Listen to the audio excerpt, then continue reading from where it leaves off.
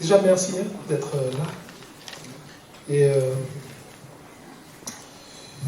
c'est difficile de parler ce soir parce qu'il y a Louis-José, puis il y a Jean-Pierre, il y a des amis. Le sujet, il est difficile. Il est difficile parce qu'il y a une charge émotionnelle, une charge, je pense, affective aussi. Puis on parle de nos choses à nous, les gens d'ici. Moi, j'avais préparé tout un tas de choses là. Et puis, je ne vais pas lire, je vais juste dire quelques mots. Parce que le monsieur qui se tient ici, c'est un historien océanien d'origine européenne. C'est comme ça qu'il se présente. Et puis, moi, je décrirais plutôt comme un passeur d'histoire. Parce que c'est une parole qu'il hérite de sa propre histoire. Et voilà, il est né en 1950. Ça fait déjà un moment, quoi. Bon, c'est les cheveux blancs. Et il prend ses racines dans l'ancien monde. Il prend ses racines dans l'ancien monde parce que descendant de familles issues de colonisation, libre et pénale. Et il a reçu une éducation gaulliste et chrétienne. Bon, je ne sais pas si c'est un avantage aujourd'hui, mais c'est résolument quelque chose qui éclaire son parcours professionnel. Parce qu'un homme de 100 ans qui chemine sur sa propre histoire, notre histoire, l'histoire de la Calédonie, jusqu'à devenir lui-même acteur de cette histoire. Je pense précisément au secrétaire général de la FNSC, Fédération pour la nouvelle société calédonienne. Il faudra qu'un jour on fasse une conférence sur, déjà rien que sur la dénomination de cet acronyme, qu'il était jusqu'à son rôle aux côtés d'autres anciens, je pense au vieux Gaston Morley, à Stanley Kamerlingh, tous ces camarades-là qui ne sont plus, mais qui, eux aussi, ont été les héritiers de cette parole qui a bouleversé notre pays jusqu'en 84, puisqu'il était attaché au conseil de gouvernement. Je ne vais pas parler de son parcours professionnel. Il est prof d'histoire. 18 ans, il se lance dans des études à Aix-en-Provence. Et puis, en explorant les cartons d'archives, certainement qu'il a dû découvrir les contours d'une société que, je pense, dans beaucoup de familles, on a caché. On a caché, mais c'est une société qui est marquée au fer, hein, au sens littéral comme au sens le plus noble, quoi. Au fer par la colonisation, autant chez les descendants de bagnards de tous ordres que chez les Kanaks. C'est, je pense, aussi des héritages qui étaient difficiles à assumer à un certain moment, qu'aujourd'hui, je pense que son travail, ça a permis pour beaucoup à l'émergence des fondements sur lesquels la société, une partie de la société calédonienne aujourd'hui s'avance. Je ne veux pas dire avec fierté, parce que ce serait trop m'avancer. Moi, je ne suis pas un bagnard, ni de la pénale, ni de la libre. Peut-être que j'ai des ancêtres qui étaient dans la police indigène. Je ne sais pas. Mais en tout cas, c'est ce rôle de passeur d'histoire, je l'emploie aussi du fait que je travaille avec beaucoup de vieux Kanaks qui sont aussi des passeurs d'histoire. Puis comme lui ont eu à certains moments du mal à transmettre cette histoire parce que fortement connotée et puis fortement aussi il y a des regards, il y a des paroles qui blessent, il y a je pense des héritages qui sont parfois difficiles à assumer lorsque on disait autrefois la société bien pensante, ici à Nouméa. C'est des mots qu'on a entendus, peut-être moins maintenant, mais c'est une gageure de parler de tout ça aujourd'hui, assumé. Il marque son engagement en tant qu'auteur de publication. historien reconnu. On dit que c'est parleur dans un pays du non-dit, homme d'esprit dans la terre du lézard. Et puis, il est devenu, avec cette dernière œuvre là qu'il a commise, qu'il va présenter ce soir, un forçat de notre archipel. C'est une gageure d'évoquer si brièvement, le temps qui est imparti, c'est celui de ce soir, évoquer si brièvement la mémoire de ce bagne où, entre les chaînes et la terre, il y a des souffrances qui attendent toujours d'être apaisées. Des paroles qui peuvent être dites ce soir, je pense que c'est important de les dire, pas simplement pour nous, pour nos vieux, cet héritage qu'ils nous ont transmis, mais pour que ces rameaux clairsemés, là, ils puissent être aussi des paroles kanak, des paroles calédoniennes qu'ils ont collectées ici. Elles puissent porter les fruits d'une mémoire partagée par nous tous. Donc voilà, quelques mots pour dire la joie d'accueillir Louis-José ici, avec Jean-Brice, et puis dans le cadre du silo. Et vraiment, voilà, c'est important pour nous, c'est important pour notre pays, c'est important pour ceux qui écouteront ces enregistrements aujourd'hui, demain, après-demain. Voilà. Je vais m'arrêter là et puis dire qu'il n'y a pas de débat ce soir. Il faut venir au silo pour le voir et puis acheter. Le bagne calédonien, c'est notre histoire à tout. Il faut l'enregistrer, il faut parler avec lui et puis que cette parole-là, elle puisse être partagée avec le plus grand nombre. Ça va être une épreuve pour nous. Je ne sais pas s'il y a une version numérique.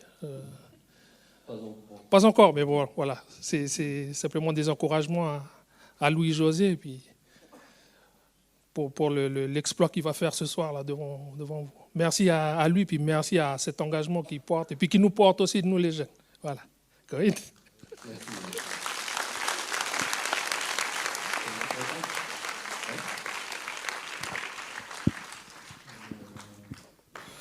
Emmanuel, merci pour tes paroles.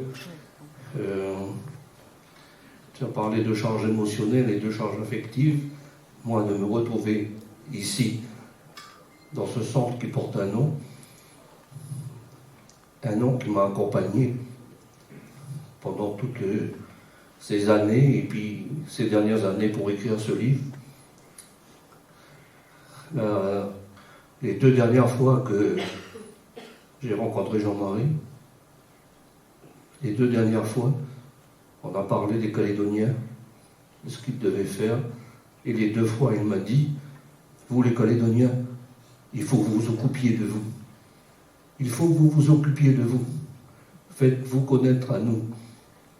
Et dans les moments plus difficiles, quand ça devenait trop compliqué, quand il y avait trop de pages, ou quand il a fallu supprimer des pages, ces paroles de ton père ont toujours été à côté de moi. Elles m'ont toujours accompagné. Et aujourd'hui, je voulais le dire ici, dans ce centre, parce que j'arrive toujours pas à rentrer dans la salle où il y a sa photo là-bas. Voilà. Je te remercie. Merci.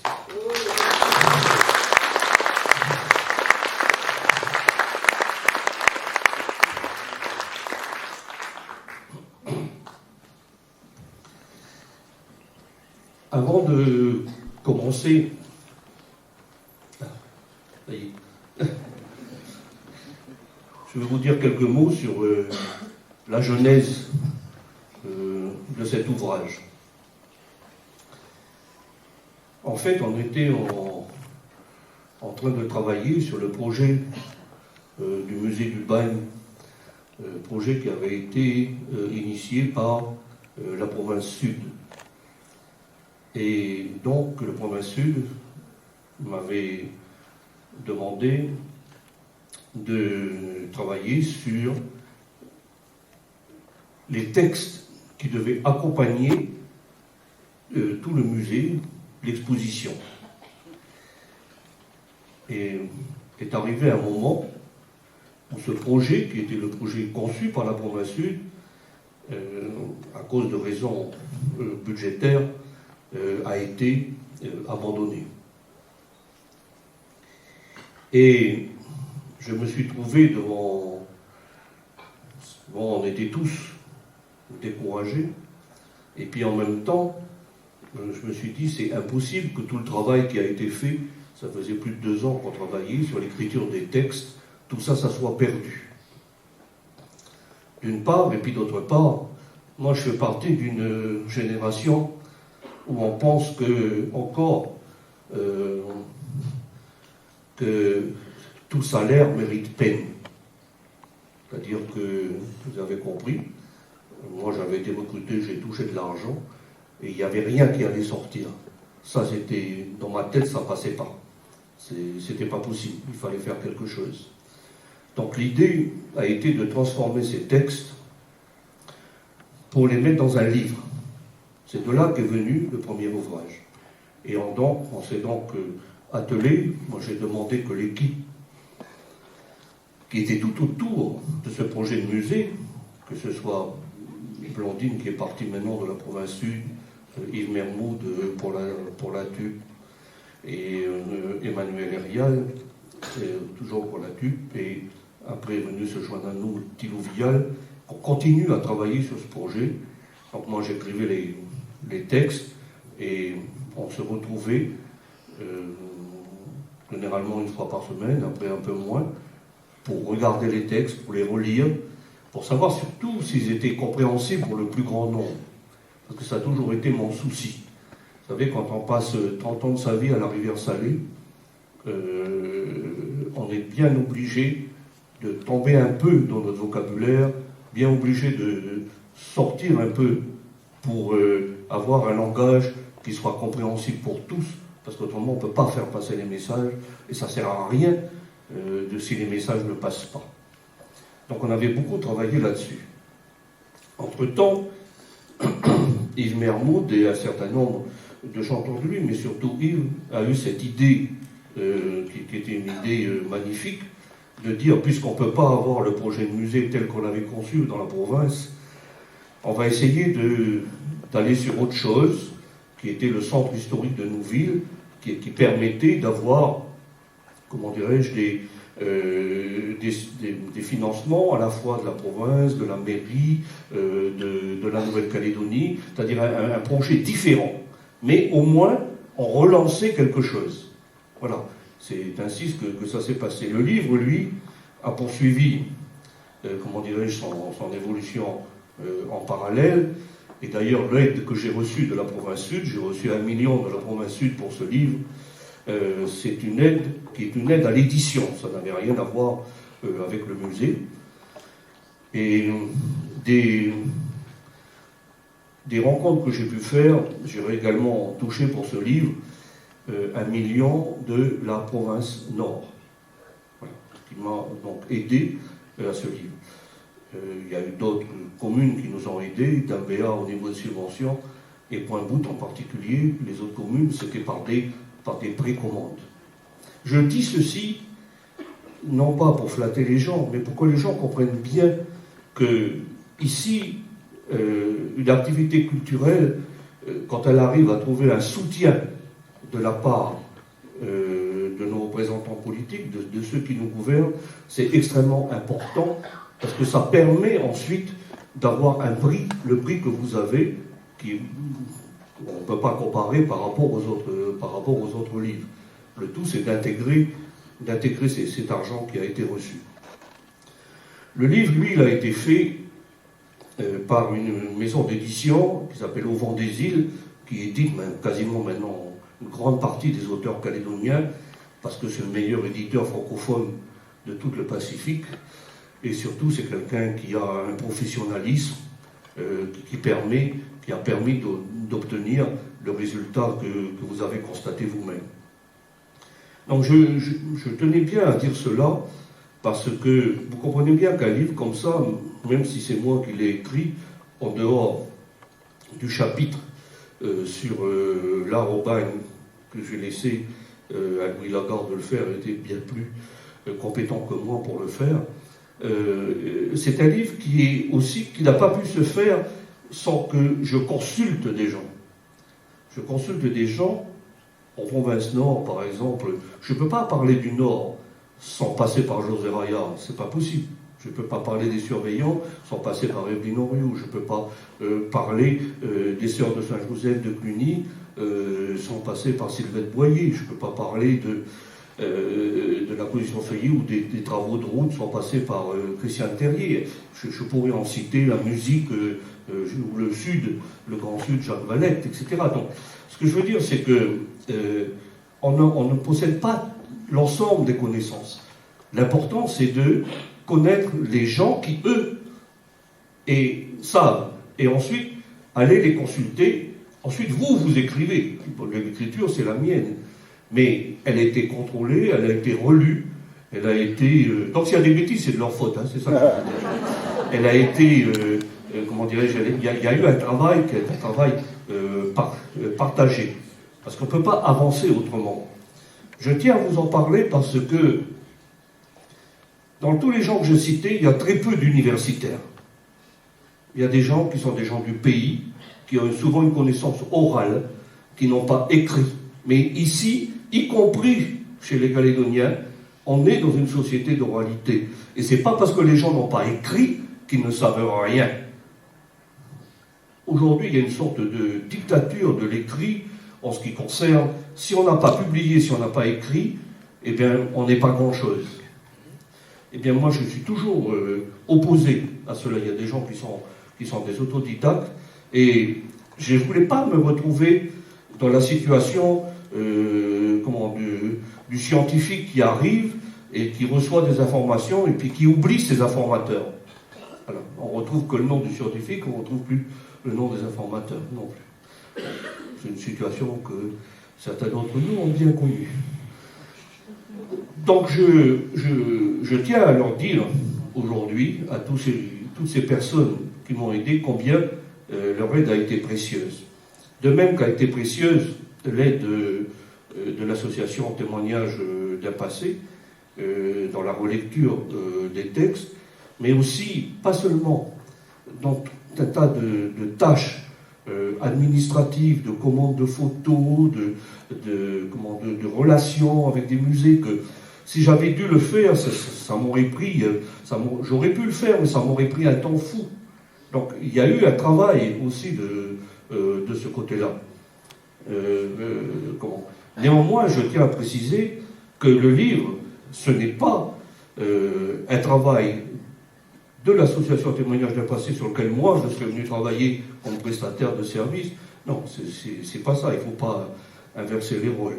Ce que j'ai fait, c'est que c'était impossible pour moi de ne pas associer les gens de Témoignage d'un passé, parce que derrière, il y avait à la fois le projet de musée, et puis il y avait aussi, quand on arrive à mon âge, le souci, presque l'obsession de dire, mais à qui je vais transmettre ?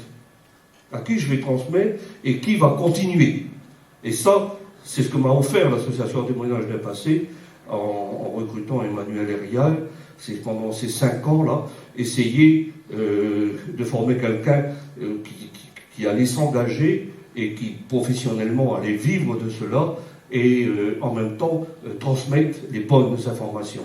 Et donc moi je tiens à la fois à remercier les gens que j'ai cités de Témoignages d'un passé, mais également tous ceux qui se reconnaîtront, qui ont tapé des lettres pour aller plus vite, qui ont tapé des textes, voilà, tous ceux qui m'ont aidé, parce que voilà, un livre, c'est une aventure individuelle, mais en même temps dans l'écriture, mais en même temps c'est une aventure collective dans la conception totale du livre, et c'est impossible que vous ne le sachiez pas.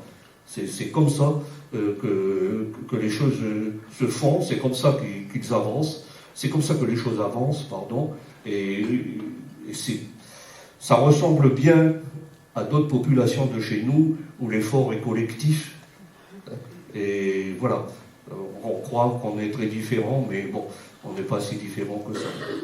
Voilà, on va passer aux choses sérieuses maintenant. Merci.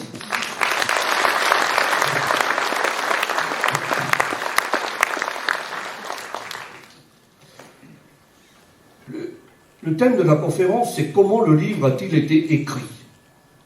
une fois que je vous ai dit, je vous ai replacé le contexte.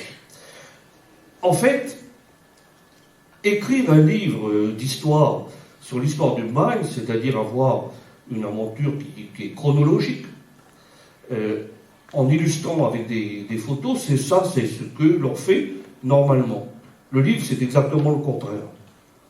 Il y a des photos, il y a des illustrations, et on les commente. On les commente par des légendes, on les commente par des textes. Et si possible, on les commente par des textes de l'époque, c'est-à-dire plus par des témoignages que par des analyses. Il y a des textes d'analyse, en particulier sur le sujet des femmes, sur le sujet des enfants, sur le sujet d'internat, ou dans les conclusions, ou dans l'introduction. Mais quand j'ai pu le faire, j'ai voulu redonner la parole aux contemporains. Parce que pourquoi écrire mal ce que eux ont écrit bien, et surtout ce qu'ils ont écrit avec leur tournure de phrase, avec leur vocabulaire, avec l'esprit de l'époque. C'est cela qui m'a guidé, mettre le plus possible de textes de l'époque. Alors, il est vrai que je suis dépendant du corpus que j'ai, c'est-à-dire qu'il y a très peu de textes de condamnés, parce que les condamnés ont très peu écrit, d'ailleurs très peu savaient écrire. Ensuite, l'écriture des condamnés était censurée. Et donc, on a très peu la vision du condamné, la parole du condamné, elle est rare. Donc, on saute sur tout ce qui bouge, si vous préférez. Dès qu'on a quelque chose, ça devient un texte génial, parce que justement, en fait, c'est la rareté qui fait l'importance du texte. Donc, les quelques textes de condamnés qu'on avait, c'est-à-dire Delfaux, Danval, Tellier, Josvel, j'ai essayé de les trinquer, j'ai essayé de les exploiter au maximum. Quand je parle de condamnés, là, je parle de condamnés aux travaux forcés. Parce que des textes de déportés politiques, il y en a, mais je ne traite quasiment pas des déportés politiques dans ce texte.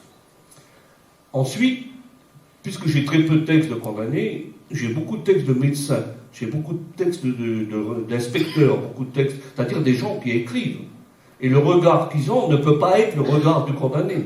C'est un autre regard qui est posé. Jusque-là, on n'avait que celui-là. Enfin, évidemment, comme c'est un livre qui est surtout fondé sur la photographie, là aussi, je suis dépendant de mon corpus de photos. Par exemple, je ne parle pas du budget, mais il n'y a pas de photos. Donc le budget du Maine, ça n'y est pas, parce qu'au départ, c'est la photo ou l'illustration qui engage l'écriture. Par exemple, il y a beaucoup de photos, c'est surdimensionné le chapitre sur les médecins. Pour quelle raison ? Simplement parce que les médecins, surtout à partir de 1880-90, eh bien, ils ont assez d'argent pour acheter des appareils photo individuels et prendre des photos. Ce qui n'est pas le cas de tous les surveillants, qui étaient très très mal payés d'ailleurs, ou d'autres. Donc forcément, on a plus de choses sur les médecins. Mais ça, je veux dire, on est toujours dépendant du corpus, à moins qu'on l'invente. Mais si on ne veut pas l'inventer, on est aussi obligé de le suivre. Donc à partir de là, à partir de ces données-là que je viens d'énoncer, un certain nombre de photos ou de textes ont été choisis, par exemple, par rapport à leur correspondance. Voici un texte là de Jacques Dur, qui est un écrivain, c'est son nom de plume, et parlant de l'île Nou, il vient dans les années 1900, parlant de l'île Nou, il dit « L'île Nou, immobile et figée, comme une vague monstrueuse. » Et puis vous avez cette photo sous les yeux, où vous imaginez bien ce qu'il veut dire, c'est-à-dire cette vague monstrueuse. Vous avez ce texte de Francis Carco, donc, qui est né à Nouméa, où son père travaillait au service des domaines. Il écrit « Ces hommes habillés de blanc et coiffés d'un calot de toile qui ébranlait la rue 2 fois par jour d'un bruit de pas enchevêtrés. Il était des jours et des jours où la colonne en marche formait une immense et compacte rumeur. Et puis vous avez la photo de la colonne qui part du quai de Nouméa, dont elle vient de débarquer de l'île Nou pour aller au travail. Ça, c'est des correspondances que, d'un seul coup, il y a une photo qui illustre un texte qui n'a pas été écrit pour cette photo. Et la photo n'a pas été prise pour le texte. Voilà. Toujours Jacques Dur. Une corvée de bagnards trémessus de la colline éventrée, d'où s'étagent en amphithéâtre les toits de zinc des maisons de Nouméa, à une fondrière qu'on est en train de combler, place des Cocotiers. C'est une lamentable théorie de Forçat. Donc là, vous reconnaissez donc la rue de la République. La maison de Francis Carco se trouvait juste ici. Ça, c'est donc l'immeuble de la direction de l'administration pénitentiaire, un immeuble qui existe toujours, avec toujours l'horloge murale. Et cette théorie de Forçat, là, qui remonte les wagons, on est en train d'ouvrir ce qu'on appelle la rue de Rivoli à l'époque, et qui est aujourd'hui la rue Georges Clémenceau. Et on est en train d'abattre la colline de façon à ce que le centre-ville puisse correspondre avec la vallée du Tir et avec la gare, la petite gare qui vient d'être construite. Et vous avez la photo suivante, qui est toujours la même scène, avec au fond justement la place qu'on est en train de combler, où vient juste d'être construite la fontaine monumentale, et les condamnés qui remontent avec les chariots, avec cette navette-là, on l'appelle la chenille, là, cette navette, et qui remonte. Là, vous avez ici, à l'endroit où se trouve le trésor aujourd'hui, la poste. Et vous reconnaissez ici là, les poupées là, sur lesquelles venaient s'enrouler quand on était gosse, les fils là. Les plus jeunes ne connaissent pas tout ça, mais nous on a bien connu cela. Et voilà donc le texte de Jacques Dur qui continue. Tous portent à Bourgeon un pantalon de toile, et sous le large chapeau de paille, des yeux luisent dans des rien de tout de figure. Les hommes sont montés sur des wagonnets remplis de terre le long de la pente sur des rails, dévalent l'un derrière l'autre jusqu'à la place. Ça, c'est quand les wagonnets descendent la pente, qu'ils sont remplis de terre et de cailloux. Et là, c'est quand ils remontent, ils ont été vidés, les terres et les cailloux, autour de la fontaine, car toute cette place, c'est un creux à cette époque-là. Il y a un grand dénivelé. Puis c'est la remontée lourde, poussée du wagonnet en haut de la côte. Là, c'est pareil, Jacques Dur décrit la scène, et il y a une photo qui illustre exactement la scène.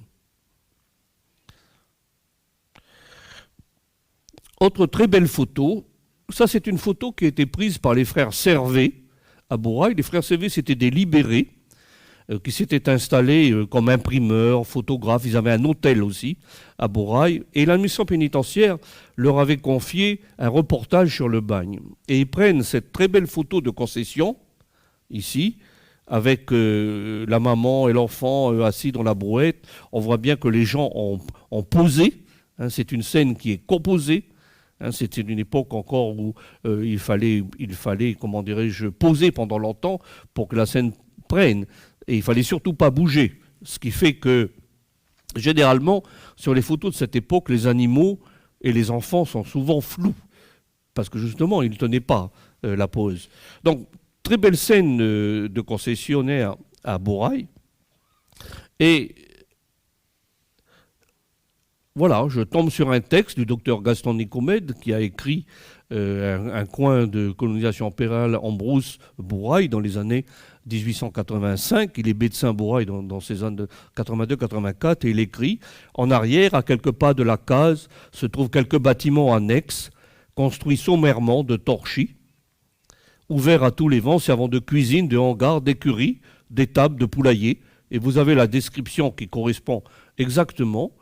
Et mieux encore, du côté du couchant, la véranda est fermée par un store de maïs suspendu par rang d'épis qui se dore au soleil. Ça, c'est je veux dire, c'est quand on trouve un texte comme ça qui correspond complètement à la photo, c'est sûr que c'est un plaisir pour l'historien, parce qu'il n'a pas besoin de redire, lui, tout est déjà dit.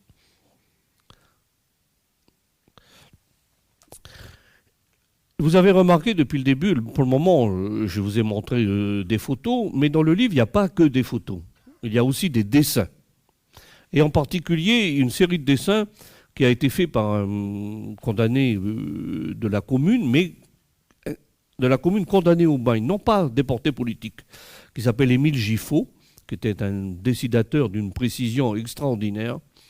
Et tous ces dessins, il en a fait un carnet qui se trouve au musée Balaguier à la Seine-sur-Mer.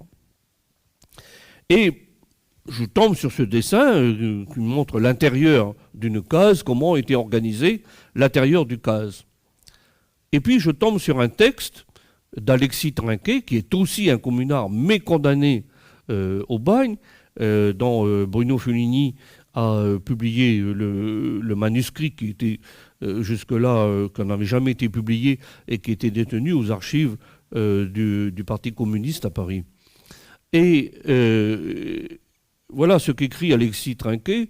Le hamac doit être roulé et appuyé contre la muraille avant le départ pour le travail. Et quand on décompose la photo, on voit le hamac qui est roulé et appuyé contre la muraille. Si je continue, au-dessus une planche pour y mettre le sac et la gamelle. Et puis vous avez le sac et la gamelle sur la photo. Voilà.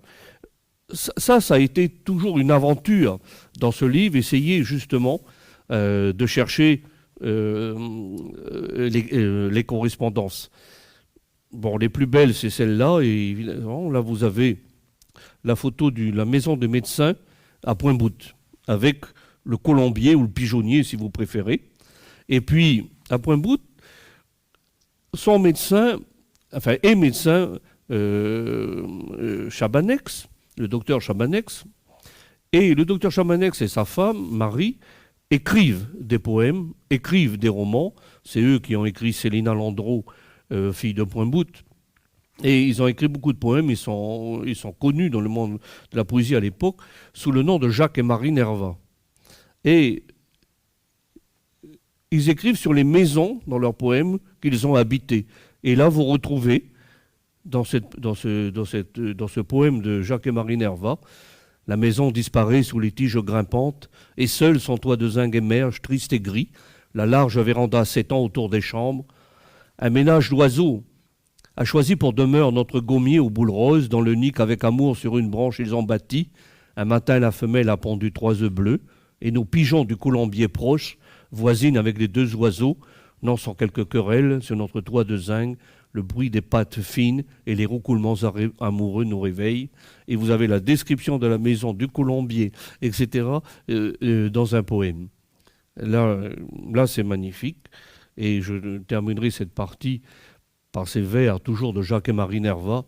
Ainsi qu'un gros lézard qui dort sur une pierre, notre maison est verte et se chauffe au soleil. Elle est là sur la montagne et domine la mer. Et là, vous dites, mais je ne vais jamais trouver ça, puisque les photos ne sont pas aux couleurs. Mais non. Il y a à l'île des Pins, ça c'est une maison à l'île des Pins, une sœur de Saint-Joseph de Cluny, qui a peint des peintures naïves. Et quand vous regardez la peinture de cette sœur, vous avez la maison verte, qui, tel un lézard, voilà, se dort au soleil. Ça, comment dire, je ne sais pas quel est le mot, je ne trouve pas d'autre mot que le mot jouissance, quoi. Quand vous arrivez à trouver cette adéquation entre une poésie et un dessin, alors qu'ils ne se sont jamais rencontrés, qu'il n'y avait aucune raison qu'ils se rencontrent. Voilà. Bon, c'est vrai que je reste marqué par les correspondances de Baudelaire, évidemment, mais bon, voilà, ça m'a... C'est le genre d'aventure que ce livre, que l'écriture de ce livre a permis, en tout cas que j'ai rencontré. Alors il y a d'autres photos qui dépendent plus de ce que j'appelle les juxtapositions. Alors vous avez cette très belle photo, toujours de Servet, qui est une photo qui montre le baptême d'une famille de concessionnaires à Bourail. C'est une photo très rare, hein, qui appartient à M. Serge Kakou à Paris. De même que la photo des concessionnaires que je vous ai montrée appartient à M. Serge Kakou, qui nous l'a communiqué très aimablement. Et nous sommes dans les juxtapositions. Parce que dans le livre, tout de suite après, j'ai mis cette photo-là, qui est une photo de mariage d'un surveillant militaire, en tout cas d'un enfant, d'une fille de surveillant militaire, et le petit enfant est dans la salle, il se reconnaîtra. Et quand on met l'une à côté de l'autre les deux photos, on n'a pas besoin c'est no comment, parce que on voit la différence. Tout de suite la différence sociale, tout de suite la différence qui est installée entre une famille libre et une famille issue de condamnés, une famille rurale, mais une famille qui s'est installée dans la ville et qui a réussi. On voit la maison, les persiennes, la maison en torchis. Je veux dire, les photos parlent d'elles-mêmes. Il n'y a pas besoin de faire du nota bene. Vous avez cette photo qui représente l'hôtel du directeur de l'administration pénitentiaire avec le grand escalier.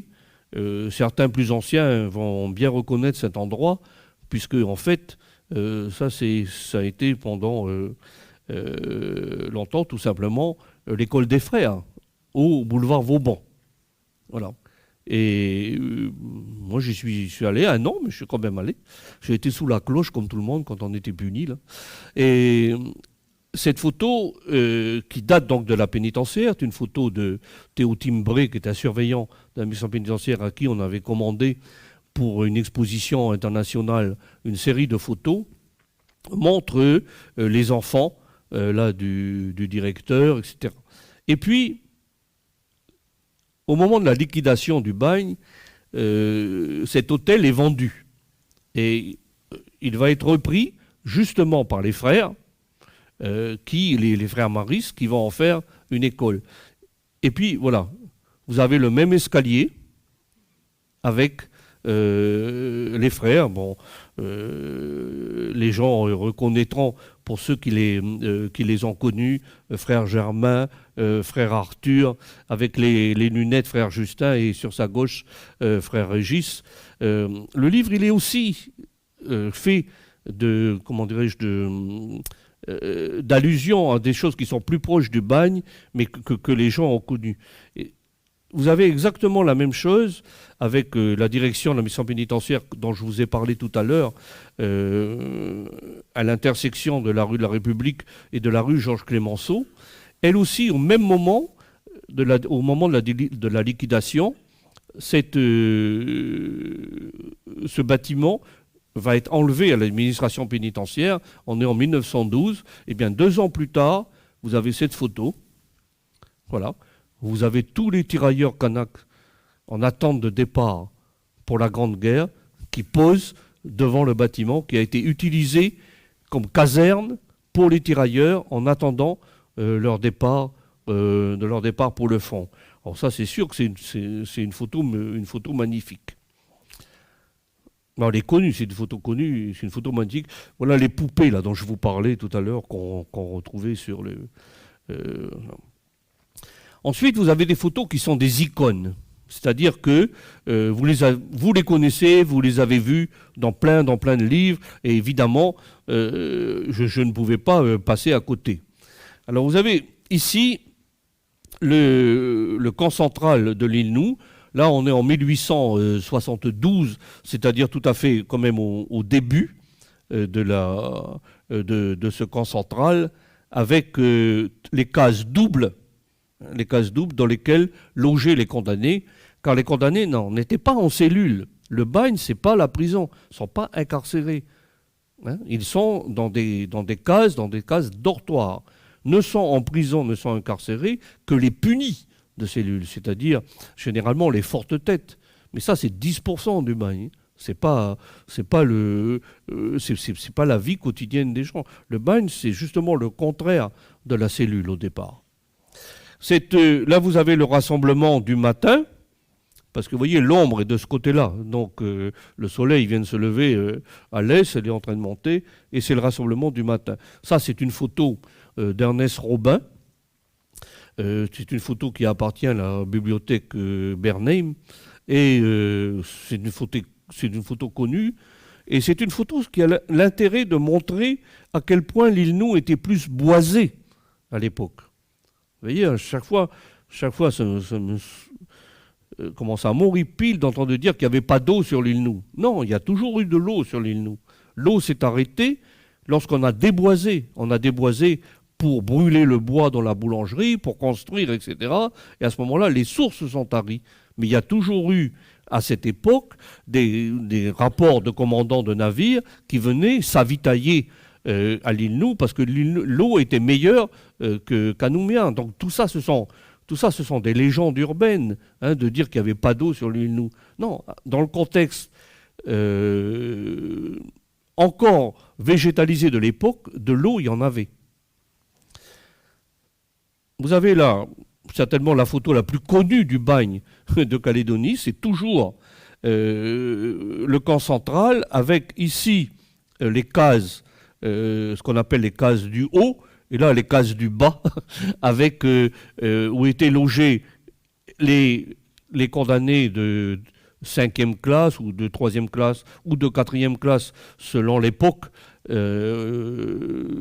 en tout cas, les cases du sud, du bas, pardon, avec ici ce qui servait de latrine, où étaient installées les latrines semi-circulaires. Et là, vous voyez, on a commencé à... il va y avoir après, dans les photos des années 1912, vous avez une haie de flamboyants ici. À l'époque, il commence à peine à les planter, et il reste les quelques niaoulis qu'on voyait déjà sur la première photo et qu'on voit sur les premières photos. Ici, la caserne des surveillants célibataires, des surveillants mariés, pardon, là où il y a toujours le clocheton que vous voyez actuellement, elle est en construction. Vous voyez, le toit, il n'est pas terminé. Et là, vous avez l'appel, qui est l'appel du soir, avant que les condamnés rentrent dans les cases. On voit bien l'ombre, elle vient de l'autre côté. Autre icône, qui a servi d'ailleurs en couverture au livre, l'arasement de la butte Kono. Ça, c'est une photo, comme la précédente, d'un photographe australien qui est installé à Nouméa, qui s'appelle Alan Yugan, qui a vraiment l'art de faire poser les gens et de créer des scènes comme des tableaux avec un premier plan. Là, on est en 1876, à peu près à la fin de l'arasement de la butte Kono. Voilà. Souvent, les gravures étaient refaites à partir de photos. Et là, c'est une gravure colorisée de l'époque. Souvent, on voit des gravures dans les livres parce qu'au début, on ne savait pas imprimer les photos dans les livres. Donc, les gens, à partir des photos, les graveurs refaisaient la photo pour pouvoir les graver dans les livres. Autre photo icône aussi, les carriers, c'est-à-dire ceux qui travaillaient à la carrière. Celui-là porte une double chaîne sur le côté, qui était très lourde, avec une masse, et l'autre avec l'outil du carrier, c'est-à-dire une très lourde baramine. Et là, vous avez, pour briser la pierre, ici, là, ce qu'on appelle une aiguille, bien entendu, on tapait à coups de masse dessus pour éclater la pierre. Je ne sais pas, on appelle ça aussi une dame, mais je ne sais pas pourquoi. Bon. Peut-être on n'avait peut-être pas la même considération qu'aujourd'hui. Aujourd'hui, peut-être que ça s'est supprimé, ce mot. Là, vous avez une autre icône qui représente une salle cellulaire au camp Est. Et vous avez ce très beau texte de Jean Carroll, qui est aussi un écrivain qui passe en Nouvelle-Calédonie et qui correspond exactement à la photo. On les tient à la broche dans 2 grandes cases infectes. Ils sont couchés sur un plan incliné en bois. Vous voyez le plan incliné. La broche, c'est-à-dire la barre, ici, là, où la manille les rattache par le pied. Là, vous avez les manilles ici, se développant tout au long du rebord intérieur. Devant chacun d'eux est placé pour recevoir les déjections. Là, ici, un double supplice de l'immobilité et de la puanteur. Voilà.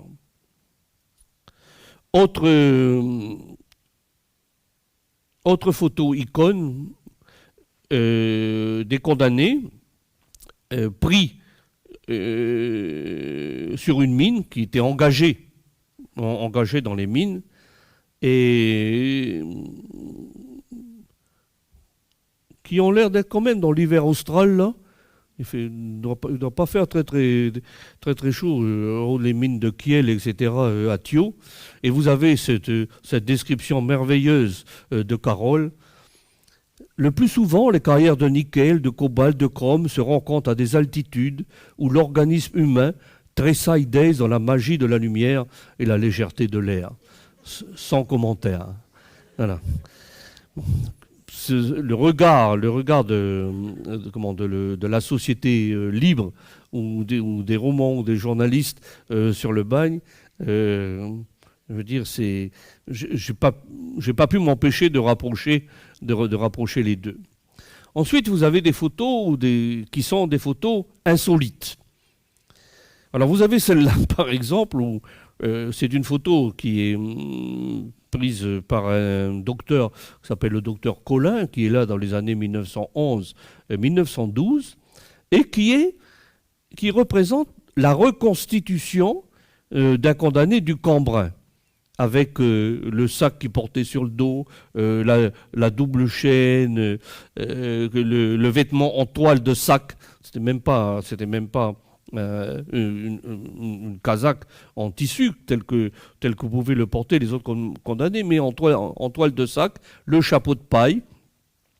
Alors, le Cambrin est fermé en 1911, il est fermé depuis 1897, donc ou 95, je ne me souviens plus exactement, mais en tout cas, elle n'a pas pu être prise au Cambrin. C'est une photo qui est complètement reconstituée. C'est dans ce sens qu'elle est insolite, cette photo, parce que on a fait jouer un rôle à quelqu'un pour pouvoir montrer qu'est-ce que ça pouvait être le Cambrin. Tellement le Cambrin est resté dans l'imaginaire des condamnés, il l'appelait l'abattoir, vraiment le camp de l'horreur. Alors vous avez cette photo, là ce sont des médecins qui sont réunis autour d'une bière, après le repas ou avant le repas. Vous me dites, mais cette photo, elle n'a rien d'insolite. Oui, elle n'a rien d'insolite si je la prends comme cela. Mais si je vous mets la suite, voilà, vous avez ici le garçon de famille, voilà, qui est en train d'ouvrir la bouteille. Parce que vous le savez, ils étaient condamnés aux travaux les plus pénibles de la colonisation. Et un certain nombre, les garçons de famille, eux, échappaient à cela, et ils servaient de bonne à tout faire à l'époque. Et cette photo, je trouve que une fois qu'on a mis le garçon de famille avec, elle donne toute une autre, elle prend toute une autre dimension. Elle montre comment la vie sociale se déroulait, comment il y avait, voilà, on voit bien d'un côté les notables, et puis le condamné garçon de famille avec son chapeau de paille, avec sa tenue du bagne, en train d'ouvrir la bouteille, servant tout simplement de serveur. Vous avez à peu près la même chose avec cette photo d'une brigade de surveillants militaires du bagne. On reconnaît leur képi qui est toujours entouré par un bandeau clair. C'est ce qui permet de les différencier des képis de gendarmes, parce que les képis de l'administration pénitentiaire étaient des képis bleu clair, mais vraiment un bleu très clair. Et ici, ils sont gris, bien sûr, mais c'est un gris clair. C'est souvent comme ça qu'on arrive à reconnaître sur les photos, parce que les uniformes sont assez proches. Alors cette photo, elle montre une brigade très virile. Hein, c'est vraiment la force, la puissance de tout ce que l'on peut voir, de tout ce que l'on peut imaginer de la part de surveillants. Et si je vous mets la photo en entier, voilà, vous avez un petit garçon qui apparaît dans le coin là, en culotte courte avec son petit chapeau, et puis d'un seul coup, la photo, c'est plus la même photo. La photo, il transforme toute la photo par sa présence, et il nous montre aussi que, eh bien, il y avait une vie à côté de la surveillance. Ce petit garçon là, et je trouve ça, je trouve cette photo, comment dirais-je, passant pas du tout le même message selon qu'on met l'enfant ou selon que l'enfant n'y est pas. Voilà encore là la caserne de surveillants mariés dont je vous parlais tout à l'heure. Cette photo assez extraordinaire, en plein milieu du bagne. Des femmes de surveillants, un petit bébé là, dans une chaise pliante, les enfants autour, le linge qui pend, parce que bien sûr, c'est pas parce qu'on était au bagne qu'il fallait pas laver le linge, et puis s'occuper des enfants, etc., etc. Le livre, c'est aussi cela, montrer que à côté des autres livres où on ne parle que des punitions, de la guillotine, de ce que l'on attend du bagne, j'ai voulu aussi montrer qu'il y avait une autre vie à côté, que c'était tout un ensemble et on ne pouvait pas séparer ces ensembles. Voilà encore une photo assez insolite. Vers la fin du bagne, on a commencé à prendre des photographies des condamnés. Alors c'était vraiment très très précis, quoi. Il fallait que la chaise, elle devait être à une distance bien précise. Elle devait être vissée ici là sur un support. Là, la photo a lieu dehors avec un écran, mais il y avait une salle d'anthropométrie à Nouville, où, comme c'est la salle qui servait aussi de prétoire, c'est-à-dire de réunion pour la commission de discipline qui jugeait pour les punitions les condamnés, eh bien, les socles étaient en terre et on enlevait les chaises quand le tribunal siégeait, enfin quand le prétoire siégeait. C'était pas un tribunal, c'était le prétoire du bagne pour les punitions. C'est une photo assez extraordinaire parce qu'on voit bien le travail du photographe. Et ce qui est incroyable, c'est qu'il y a eu 3000 ou 4000 photos qui ont été prises. On n'en a aucune. On n'en a aucune dans les dossiers. Et où sont passées toutes ces photos? Elles devaient être dans les dossiers qui étaient à Nouville.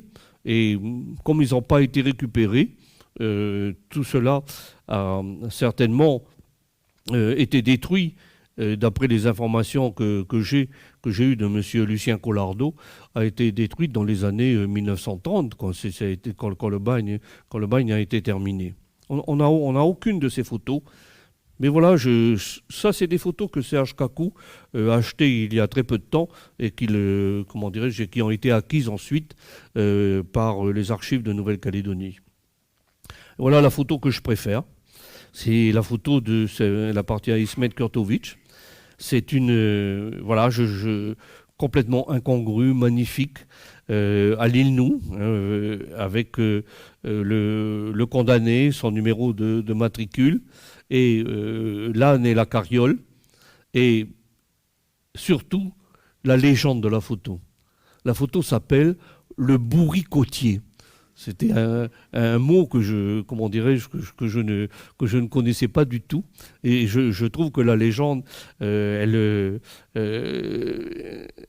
apporte quelque chose de supplémentaire à cette photo qui, pour moi, est pleine d'humanité et qui nous donne encore une fois un autre visage du bagne. Après, il y a les photos qui sont chargées d'émotions, où la charge émotionnelle est forte. Alors, ça, c'est pas une photo, c'est un dessin. C'est un dessin qui a été fait par un relégué qui s'appelle Félière. Et c'est un dessin qui appartient à M. Richard Gahuzer. Il m'a donné l'autorisation de l'utiliser, qui représente un relégué à l'île aux Brins, en train de prier. Il y a un bateau dans le fond qui s'éloigne, et la photo s'appelle Regret. Le dessin s'appelle Regret. Voilà. Ça, c'était pour illustrer ce que je vous ai dit tout à l'heure, c'est-à-dire multiplier les supports, en dehors de la photo, montrer aussi des dessins, etc.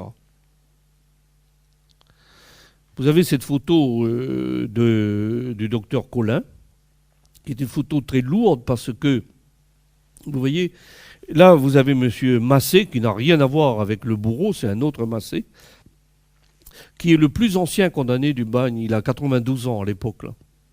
Et il va mourir un peu plus tard. Et à côté de lui, vous avez Charandeau, qui est le tambour du bagne qui tape sur son tambour pour appeler les gens au repas, etc. Et cette photo-là me fait vraiment penser à un poème de Baudelaire. Que font-ils tous ces aveugles avec la tête tournée au ciel? Parce que Charandeau est aveugle. Et avec, comment dirais-je, c'est en cela que la photo porte une... D'abord, elle est très belle, elle porte une grande émotion. On se demande pourquoi il a le regard perdu comme ça, mais tout simplement parce qu'il est aveugle. Vous avez cette photo aussi, c'est à l'hôpital du Marais, c'est-à-dire ce qui est aujourd'hui le CHS.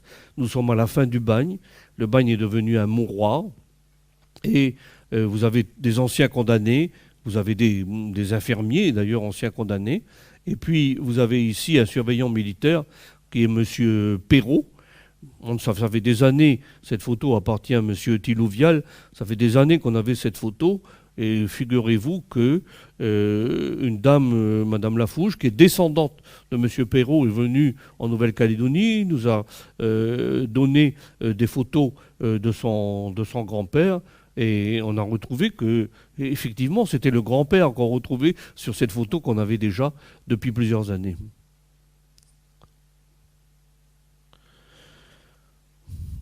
Vous avez aussi cette photo qui est prise à Ducos, à la prison des femmes, à Ducos. Et donc ça, c'était des femmes, des anciennes condamnées transportées ou reléguées, qui avaient été de nouveau condamnées en Nouvelle-Calédonie à la prison. Et donc elles étaient internées à Ducos. On retrouve ici, vous voyez ce que vous avez en haut là, c'est des sortes de coffres de bois comme pour obscurcir l'intérieur des cellules, et pour empêcher, au-dessus, il y a une grille.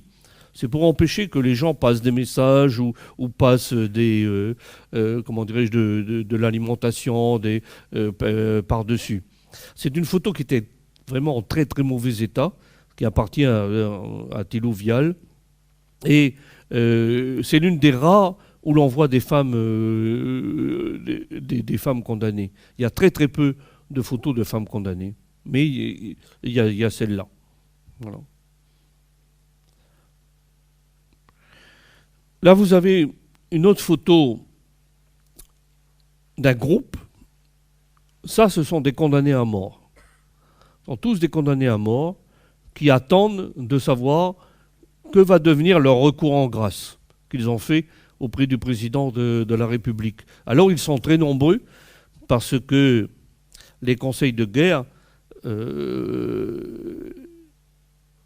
condamnés à mort très rapidement.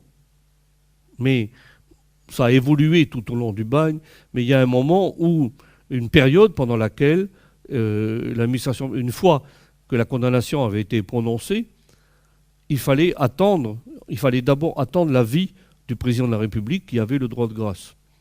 Et le président de la République l'a 3/4 du temps gracié, parce qu'il suffisait de jeter une chaussure à la tête d'un surveillant militaire et c'était agression contre une voie de fait contre une personne chargée de l'autorité et c'était une condamnation à mort. Alors évidemment, il y a beaucoup de graciés. Mais il y avait aussi des condamnés à mort qui étaient des vrais criminels, qui étaient des vrais assassins et ceux-là, bien entendu, n'étaient jamais graciés, quoi que les gens en disent. Là, vous en avez deux, là. Ici, Mosca et Veschi. Il y a un Italien et un Corse que vous retrouvez ici. Voilà, Mosca et Veschi, avant leur exécution. On est vers 1885. C'est une photo qui a été prise par, en tout cas qui fait partie de l'album du docteur Gaillard à l'île Nou. Là, vous les avez avant leur exécution et là, vous les avez après l'exécution. Voilà. Alors, vous avez plusieurs photos comme ça de condamnés décapités. Il y avait un engouement pour la science. Je raconte une anecdote où un médecin venant de condamner quelqu'un, venant d'assister à la décapitation par la guillotine d'un condamné, se saisit tout de suite de sa tête et puis dit « Tu m'entends, tu m'entends ?» Mais ils ne veulent pas faire avancer la médecine, c'est pas possible. Voilà. C'est une autre époque, hein, je veux dire. Enfin, vous êtes l'une de mes photos préférées.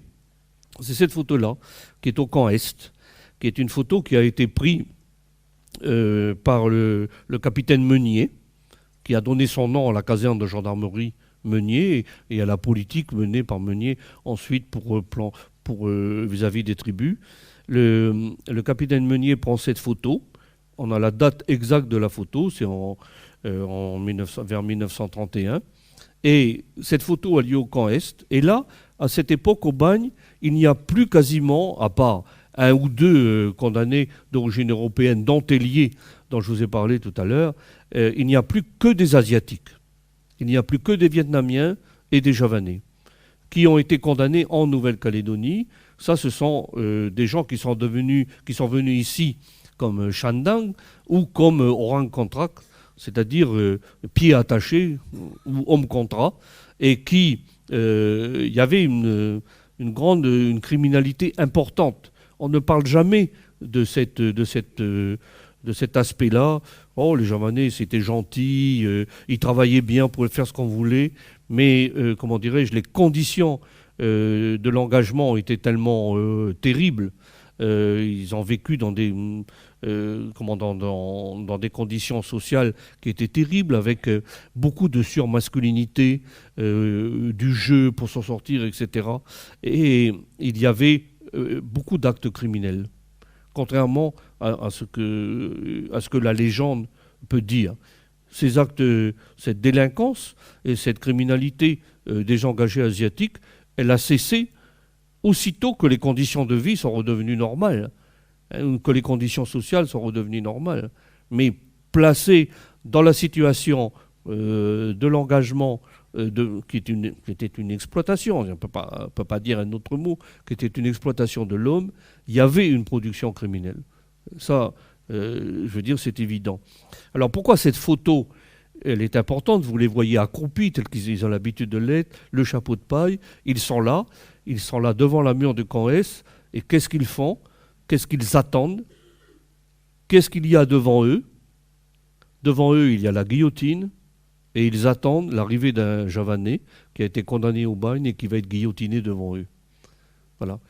Ça, c'est une photo extraordinaire. Et on voit bien toute la détresse, enfin, je vous laisse toute la détresse de leurs conditions qui apparaît dans leur regard. Après, il y a toute une série de photos qui sont les photos qui apportent des informations. Vous avez cette photo qui est, selon Serge Cacot, qui est la première photo sur laquelle on voit un condamné. Alors, en elle-même, c'est une photo assez extraordinaire, puisque c'est la photo qui a été prise, qui va servir de modèle au dessin des armoiries de la Nouvelle-Calédonie, tel que le conçoit le gouverneur Guillain, civilisé, produit, réhabilité, avec les chaînes aux pieds du condamné qui sont brisées, avec les armes kanak aux pieds du kanak qui sont brisées, une pirogue, un taparo, enfin une rame, une pagaie si vous préférez, et une espèce d'oiseau dont Guillain dit « c'est le seul rapace de Calédonie » quand il écrit sur la photo. Cette photo, elle existe chez Serge Kakou à Paris. Alors j'aurais bien aimé la voir parce que sur la photo que Serge Kakou possède, il y a écrit à la main du gouverneur Guillain tout ce qu'il a voulu représenter, tout ce qui devait figurer dessus. Bon, ça c'est une photo qui appartient à l'album Garnier et qui est aux archives de Nouvelle-Calédonie. Elle est déjà assez extraordinaire en soi. Cette photo-là appartient aussi à l'album Garnier. C'est peut-être la première photo du bagne de l'île Nou. On est vers 1865-66. Il y a encore très peu de cases qui ont été construites. Il y a quelques bâtiments en dur. Tout le reste, ce sont des bâtiments en torchis qui vont disparaître ensuite. Sauf ici, cette caserne de surveillants qui comment dirais-je, devait être détruite, devait être provisoire, et qu'on retrouve sur les photos de 1893, 1900. C'était aussi une époque où le provisoire durait. Vous avez cette photo que j'aime beaucoup aussi, qui est une photo qui appartient à M. Gaillon, qui m'a été communiquée par M. Valette, où vous avez en route vers en face. En face, c'est l'île Nou. Et vous avez les condamnés avec les avirons qui se dirigent avec ce qu'on appelle le canon-major vers le pénitencier de l'île Nou. Nous sommes à la fin du bagne. Pourquoi des avirons? Parce que il y a eu, pour éviter les évasions, il y avait tous les navires, tous les bateaux, les canaux, etc., qui se trouvent à l'île Nou, c'était interdit d'avoir des voiles. On avait supprimé les voiles parce qu'il y en avait trop qui s'étaient évadés à la voile. Donc puisqu'on avait de la main-d'œuvre qui coûtait pas très cher, c'était aussi bien de les faire ramer. Et puis ça rappelait le temps des galères quand même. Donc voilà.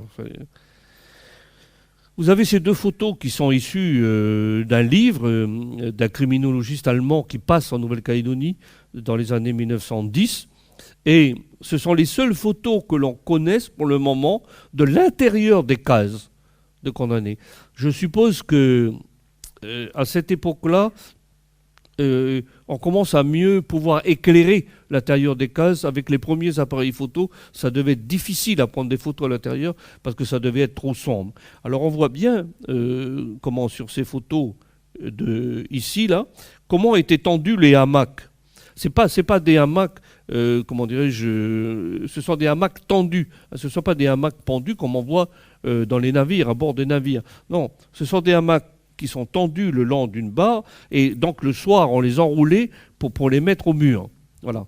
Ensuite, là, vous êtes à la fin du bagne. Vous voyez, il y a plein de touques d'eau là qui sont le long. Le ravitaillement en eau de l'île Nou a toujours posé un problème. Et bon, mais j'ai mis ces photos qui, du point de vue technique, ne sont pas extraordinaires, mais c'est les seules qui nous informent, en tout cas sur l'intérieur des cases, à part les dessins que je vous ai montrés tout à l'heure de Giffaut. Alors, vous avez cette photo que l'on connaissait depuis des années, qui appartenait à Max Shackleton, et qui montre la guillotine avec son coffre en osier. Cette guillotine, c'est celle qui se trouve au musée de Bourail. Il y a les mêmes chiffres, c'est exactement la même guillotine. Le coffret zingué, c'est exactement celui qui est au musée de Bourail.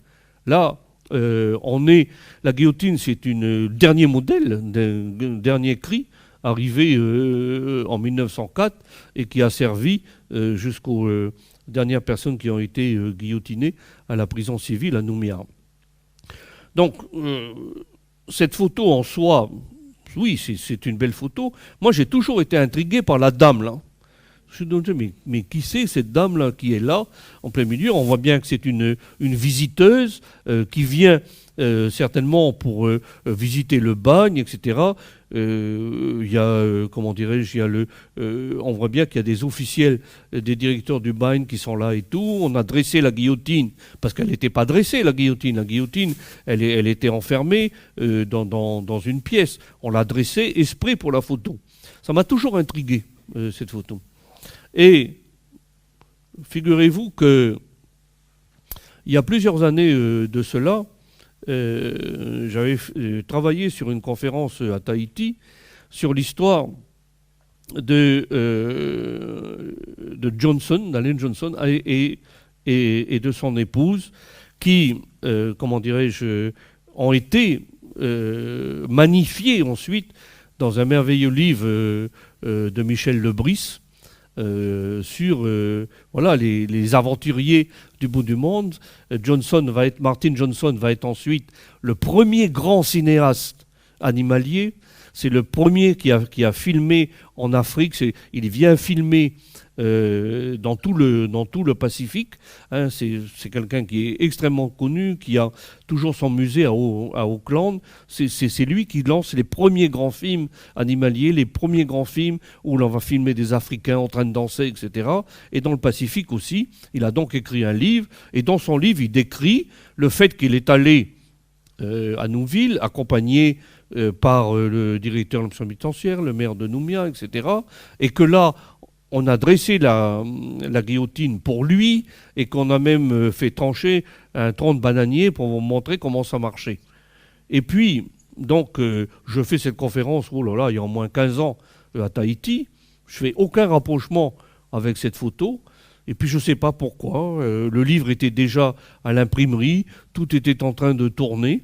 Un soir, je tape, on m'avait demandé, Louis Lagarde m'avait demandé de faire une recherche sur le navire Pacifique, et je tape Vanuatu parce que je savais qu'il avait été au Pacifique, et sort de mon ordinateur Vanuatu une photo dans laquelle on voit cette dame habillée exactement de la même façon, avec la même jupe, etc. Et elle, c'est Osa Johnson. Autrement dit, on avait une photo de Martin et Osa Johnson en Nouvelle-Calédonie, sans le savoir, et qui illustrait complètement ce que disait Martin Johnson. Donc c'est...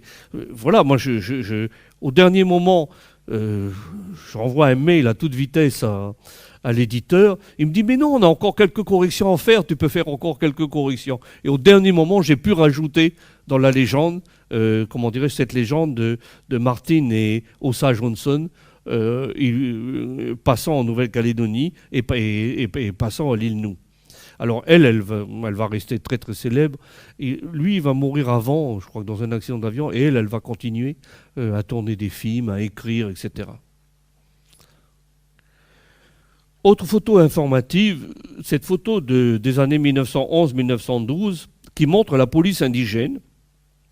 Mais à un moment où la police indigène, vous le voyez, a pris des responsabilités. Hein, là, vous voyez ici, il a des clés, il est en train de lire, ils habitent dans une pièce, dans une maison. Il y a des tomates en bas qui ressemblent d'ailleurs beaucoup aux tomates du bâtiment que l'on trouve derrière la boulangerie. Et j'aime bien cette photo parce que elle montre comment la police indigène, comme d'autres administrations, a servi pour les Kanaks d'ascenseur social. Parce que si vous prenez une photo de la police indigène dans les années 1880, c'est cette photo-là que vous avez. Hein, c'est-à-dire, vous les avez en bagaillou, avec le commissaire Colombe qui les commande, etc. Et redoutable. Inutile de vous dire que les évadés, ils n'allaient pas bien loin. En fait, c'est pas ça, c'est pas qu'ils n'allaient pas bien loin.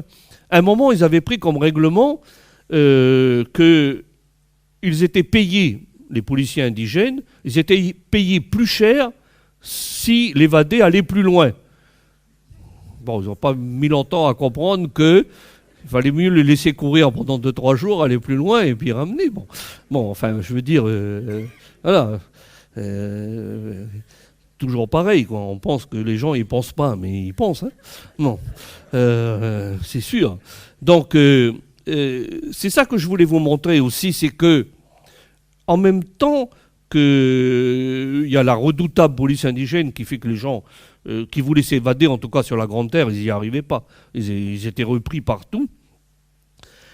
Et on voit cette police indigène qui fait de plus en plus les mêmes travaux que les surveillants. Parce qu'on est dans un système où, évidemment, si un surveillant il revient 1300 francs par an, un policier indigène, voilà, il revient 10 francs par mois, quoi. Donc ça aide à la fin du mois, à la fin de l'année pour le budget. Hein, c'est-à-dire que ça fait vraiment diminuer le budget. Et comme on n'a pas assez d'argent pour payer plus de surveillants, eh bien c'est l'indigène qui fait le travail. Et en particulier le travail le plus difficile, celui de rentrer dans les cellules, de fouiller les gens, etc. On voit sur toutes les photos, le surveillant, il est en dehors, et celui qui fait la fouille, c'est bien entendu le policier kanak. Alors inutile de vous dire que les policiers kanak, ils étaient détestés des surveillants, puisque c'est des condamnés, pardon, puisque c'est eux à qui on faisait faire tout le sale travail. Ensuite, parce que quand on regarde comment les policiers kanak de l'époque, on les voit, ils sont toujours plus grands et plus costauds que les condamnés. Les condamnés, c'est 1m65, 1m62, c'est ça la taille. Les femmes, c'est 1m50, 1m57. Donc, c'est sûr que les guerriers kanak, là, quand on voit les abdominaux et puis tout ça, on a l'époque où l'alcool n'a pas encore commencé à faire des ravages. Inutile de vous dire qu'ils étaient extrêmement redoutés de la part de tous les condamnés. Mais en même temps, cette police indigène, elle montre l'inversion des regards. Parce que nous, et on a raison de le penser, on est frappé par la dureté de l'indigénat et du regard que la société coloniale porte sur la société indigène. Mais eux, les condamnés, c'est pas ça qu'ils pensent. Eux, les condamnés, ils pensent ça, là. J'admire dans ce pays la manséitude à l'égard des Noirs. Il peut impunément tuer un blanc et même avoir une prime. Il est vrai que ce blanc ne compte pas, c'est un forçat, un animal sans nom, matriculé. Voilà. C'est-à-dire que, vous voyez, d'un seul coup, les regards, là, dans la société coloniale, ils ne sont pas aussi simplistes et aussi, comment dirais-je, manichéens qu'on peut le voir. Il y a une grande complexité. C'est ça aussi que j'ai voulu montrer dans le livre, c'est qu'en même temps, les condamnés, eux, quand ils voient la police indigène, ils disent « mais eux, ils ont le droit de nous tuer ». Mais c'est des Noirs seulement, nous, on est blancs quand même. Hein, il y a cette, vous voyez, comment dirais-je, ce décalage-là par rapport au regard colonial imposé et par rapport au regard qu'on nous impose aussi sur l'histoire. C'est ça la difficulté de l'histoire de ce pays-là. C'est cette confrontation et ce fait qu'on est souvent obligé d'inverser les grands schémas qu'on nous impose. Là, c'est une photo informative aussi. On est à l'arrière du bâtiment dont je vous ai de l'hôtel du directeur du boulevard Vauban, avec les colonnes en tamanou là, qui existent toujours. Et là, vous avez l'état-major, le gouverneur au milieu ici, et l'état-major de l'administration pénitentiaire, avec ici M. Tell, qui est directeur de l'administration pénitentiaire, qui sera secrétaire général de la Nouvelle-Calédonie et gouverneur par intérim plus tard. Cette photo est une photo qui appartient à une particulière, Joël Avril. Ça, c'est un de ses grands-pères qui est ici, que l'on voit sur la photo. Simplement pour vous dire qu'en dehors des fonds photographiques officiels, publics qui existent dans les archives, il y a aussi dans les familles beaucoup de photos. Voilà une preuve. Une photo qu'on ne retrouve nulle part ailleurs. Hein, que moi, que j'avais jamais vue et que je trouve montrant bien voilà, cette puissance de l'administration pénitentiaire, État dans l'État. Autre aspect aussi que j'ai voulu montrer, le personnel religieux de l'administration pénitentiaire au bagne. Bon, là, vous avez une photo assez extraordinaire qui appartient aux sœurs de Saint-Joseph de Cluny, mais celle-là, elle vient de Madame Gaillard, dont le grand-père était médecin au bagne, et elle montre les 5 sœurs de Saint-Joseph-de-Cluny qui était affecté à l'hôpital de l'Île-Nou. Et vous avez derrière la maison qui existe toujours, qui était la maison des Sœurs, qui se trouve encore au bout, là, qui abrite aujourd'hui un pavillon, réuni autour de Sœur Gertrude, qui a été pendant longtemps la supérieure, entre guillemets, parce que, on va dire ça pour aller plus vite, pendant des années, qui étaient les sœurs qui soignaient les condamnés à l'hôpital, mais qui s'occupaient aussi de la lingerie, parce qu'il fallait laver les draps, etc., et qui ont fait, comme dit, qui ont accompli ce que dit Sylvain de Boyer, l'apostolat du bagne, quoi. Cette photo, elle est aussi informative dans le sens, elle représente la construction du bâtiment que les Calédoniens connaissent beaucoup comme étant le bâtiment des douanes, qui se trouve donc au croisement de la rue de l'Alma et Gagneni, là. Et aujourd'hui, il abrite les services d'affaires économiques. Il est juste en face du parking du Bagnan. Voilà. C'est la construction de ce bâtiment qui existe toujours. Pourquoi cette photo est-elle intéressante ? Parce que des photos avec des condamnés en train de construire, on en a. Mais là, on voit bien le rôle des Kanaks qui ont travaillé, contrairement à tout ce qu'on a pu dire, à la construction de Nouméa. Il y a autant de Kanaks que de condamnés. D'habitude, quand on voit des Kanaks sur une photo comme celle-là, c'est des Kanaks qui sont de la police indigène, qui sont gardiens, etc. Là, c'est pas du tout ça. Là, on voit des Kanaks qui ont été recrutés dans les tribus autour, à Yaté ou ailleurs, ou souvent aux îles d'ailleurs, et qui viennent et qui travaillent, et qui ont participé aussi à l'édification de ces bâtiments. C'est pareil pour les remblais, etc.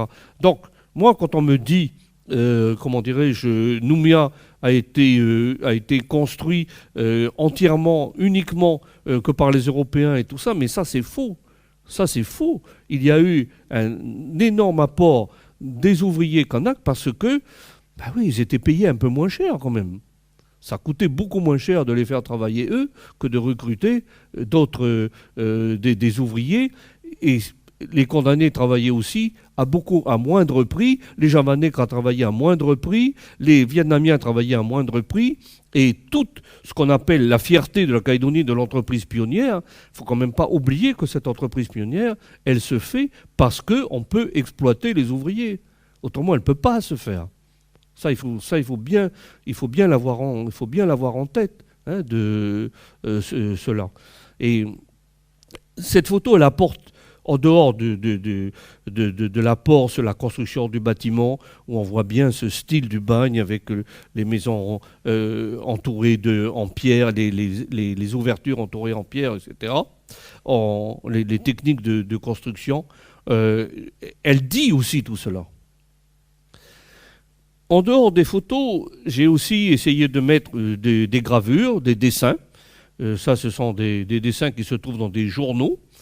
Là, c'est un convoi de femmes, que le convoi du Dupuis de l'Homme, qui passe un moment en Australie. Et c'est un dessin qui est tiré d'un journal australien, qui a été gravé, tiré d'un journal australien. Et, où on voit bien la façon dont les femmes condamnées sont représentées avec la douceur de la sœur de Saint-Joseph-de-Cluny au milieu de femmes ayant l'air rébarbatif. Mais quand on regarde les documents et qu'on regarde leur âge, ça ne correspond pas du tout au dessin. Je crois que dans ce convoi de condamnés, il y a une femme, presque toutes les femmes sont très jeunes. Quand on va travailler sur l'archive, on ne retrouve pas du tout le dessin, mais évidemment on est dans la caricature. C'est pas du tout, tout est exagéré. Là vous avez un autre dessin qui est paru en France, qui est le départ du premier convoi de relégués en Nouvelle-Calédonie. Et le dessin est extrêmement fidèle. Et je me suis amusé à remettre un nom sur chacun des matricules qui se trouvent là. L'embarquement se fait dans une chaloupe à vapeur ou dans un chaland qui est tiré par une chaloupe à vapeur et ils vont jusqu'au navire. Les navires sont en rade, ils ne sont pas à quai à Saint-Martin-de-Ré. Voilà encore une autre œuvre de Félière, ce relégué dont je vous ai parlé, je vous ai montré tout à l'heure le dessin appelé Regret. Ce tableau dont vous pouvez voir une autre forme en ce moment à la maison Higginson, plus petit, sur bois, qui a servi, Louis Lagarde dit qu'il a servi certainement de modèle à celui-là. Ça, c'est un tableau qui appartient à monsieur Le Tallec, dont le grand-père était commandant du pénitencier à Pointe-Boute. Et le couple Le Tallec est venu en vacances il y a quelques années en Nouvelle-Calédonie. Je les ai rencontrés, on a discuté aux archives de Nouvelle-Calédonie. Et à un moment, il dit « Ah, mais mon grand-père, il a ramené des tableaux, là, je sais pas, c'est d'un Félière. » Évidemment, ça a fait tilt quand vous entendez des choses comme ça. Et donc, il m'a envoyé des photos et j'en ai reproduit 3 dans le livre, dans celui-ci, qui s'appelle Embouchure du Diaote. Ça pourrait ressembler à l'île Pam en face. Et, comment dirais-je, José Rayard a identifié à peu près le lieu où se trouve cela, mais ça ressemble plus, on dirait plus au départ, quand on le voit pour la première fois, à un tableau des Hollandais du XVIIe siècle. Voilà. Et bien, là aussi, c'est un peu ce que fait Louis Lagarde dans son passage sur l'art au bagne. C'était aussi une façon de montrer que les condamnés pouvaient aussi produire du beau. Voilà. Alors que normalement, on veut voir en eux uniquement que l'horreur, que le sombre, que le côté obscur, mais il y avait aussi des artistes.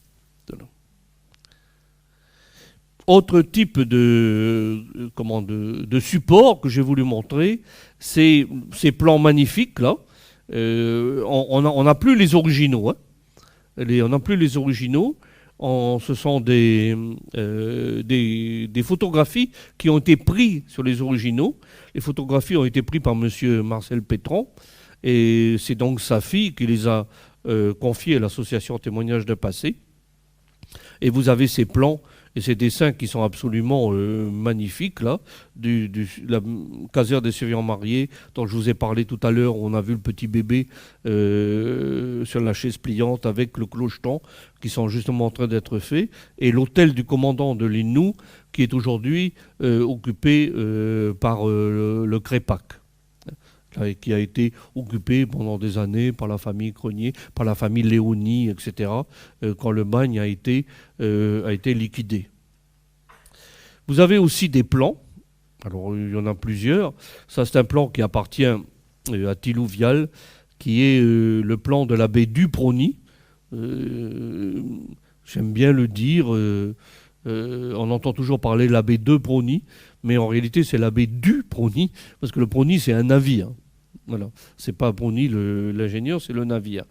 Voilà, vous avez des plans magnifiques qui sont faits par l'administration pénitentiaire. Les gens ont le temps, ils ont de l'argent, qui montrent le premier camp qui a été installé à Prony, avec les différentes installations, avec voilà, de très belles couleurs. Dans les œuvres produites au bagne, vous avez cette nacre-là, qui a été acquise il y a peu de temps par Thilouvial, et avec une femme, ça commence à avoir avec une femme en prière sur devant une croix en pierre. L'œuvre est signée, elle est signée de Jean-Baptiste Tourner, qui est un graveur connu des spécialistes, en tout cas au bagne. Et je viens de découvrir dernièrement, après l'impression du livre, malheureusement, que Jean-Baptiste Tourner s'est suicidé à la fin de sa vie, parce qu'il avait trop, d'après l'article du journal, trop de dettes de jeu. Il dépensait trop d'argent dans le jeu. Vous avez également produit au bagne ce type de pilou.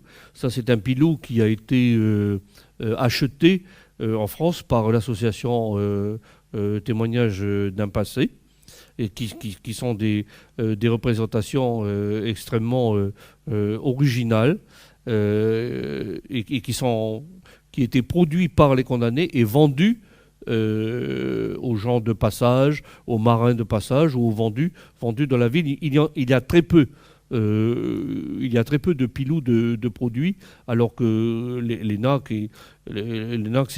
à la fin, ça devient une production quasi industrielle, parce que c'était aussi un moyen par l'administration pénitentiaire de contrôler les condamnés et de les occuper.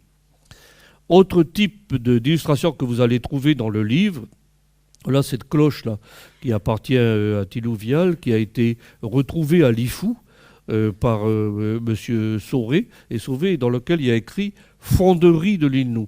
Donc, on sait qu'elle a été fondue dans les ateliers de l'île Nou. Et puis, vous avez les briques, qui sont maintenant, qu'on trouve à peu près... qu'on trouve beaucoup en Nouvelle-Calédonie.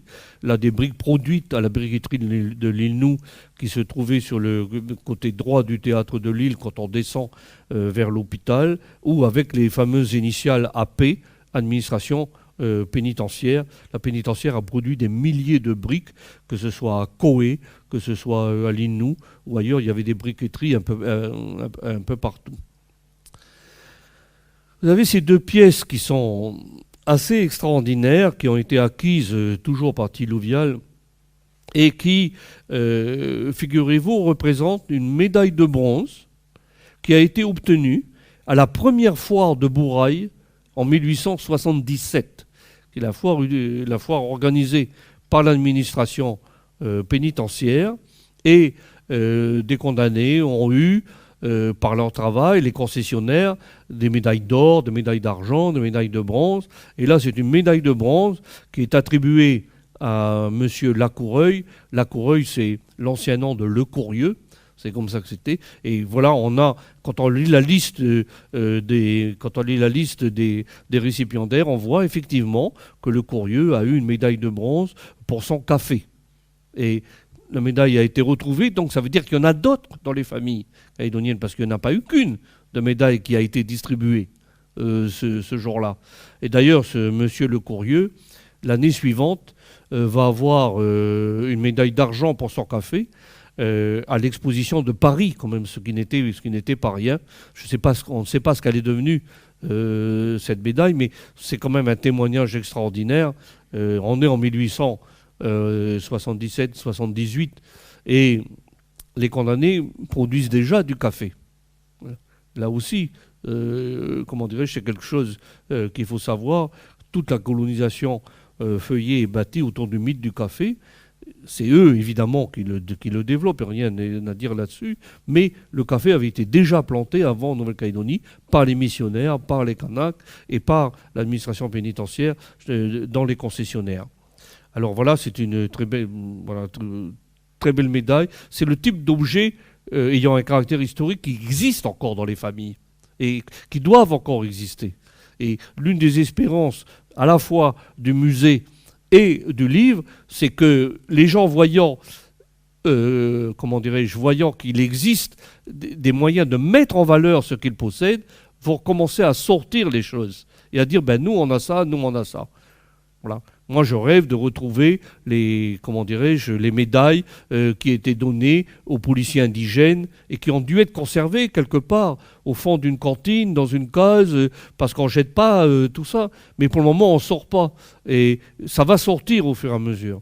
Parce qu'au fur et à mesure que notre histoire est connue, au fur et à mesure qu'on se rend compte que notre histoire, comme disait Emmanuel tout à l'heure, on a beaucoup de points communs. Voilà ce qui était jusque-là dont on ne prenait pas soin, va certainement être communiqué. Ça, c'est l'une des dernières photos du livre. C'est une photo qui représente le grand chef Neslin, à la chefferie de Netché, là. Donc ça, c'est le papa de Nidosh Neslin, grand chef Neslin, qui est une grande figure du gaullisme en Nouvelle-Calédonie, qui avait une, comment dirais-je, une aura extraordinaire sur tout le Guama. Et cette photo est prise parce que vous avez sur cette photo sa nièce, là, qui s'appelle Leclerc. Et Leclerc, c'est un condamné au bagne qui a été libéré et qui, comment dirais-je, s'est marié à Marais. Et directement, comment dirais-je, dans la famille de la grande chefferie, il y a des gens qui sont descendants de condamnés aux travaux forcés. Et ça, c'est un autre aspect aussi. Parce que moi, je vous ai parlé tout à l'heure que de la police indigène qui poursuivait les évadés. Mais à côté, il y avait les tribus qui servaient de refuge pour les évadés, que les Kanaks cachaient, hein, en même temps comment dirais-je, qu'ils recevaient, qui se sont mariés ou qui ont eu des unions avec des femmes des tribus, etc. Ça aussi, ça existait. C'est toute la complicité du bagne en Nouvelle-Calédonie. Raoul Tellier, dont je vous parlais tout à l'heure, qui s'est évadé je ne sais pas combien de fois, à un moment donné, il va être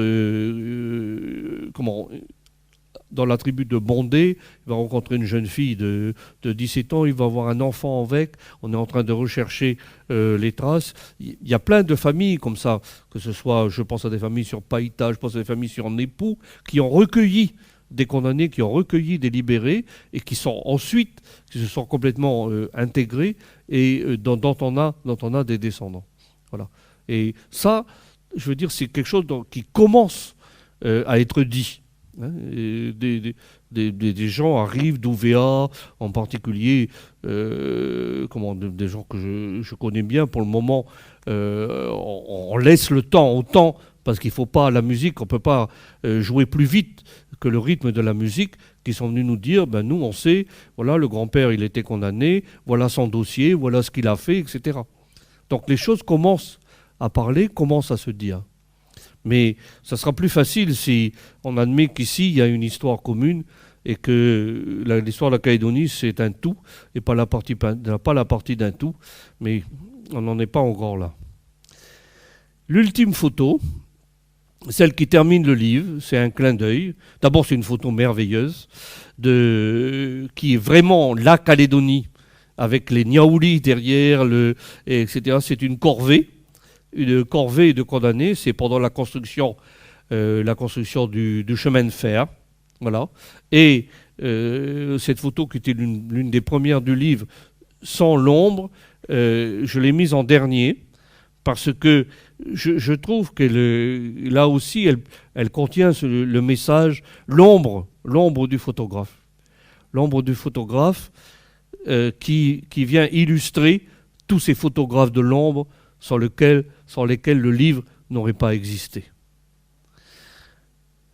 Voilà ce que je voulais vous présenter de cette aventure de l'écrit, de la recherche qu'a été ce livre, et puis vous redire ce que je vous ai dit tout à l'heure, c'est-à-dire que il y a ce que l'on écrit, et il y a ensuite ce que l'éditeur est capable de faire, ce que l'éditeur est capable de produire, une maquette où le confort de lecture est capital, où la police, pour les gens qui arrivent de nos générations, qui sont encore une génération qui achète des livres et qui a les moyens d'acheter, une police qui n'est pas trop petite ni trop grosse, parce qu'une police trop grosse c'est vulgaire.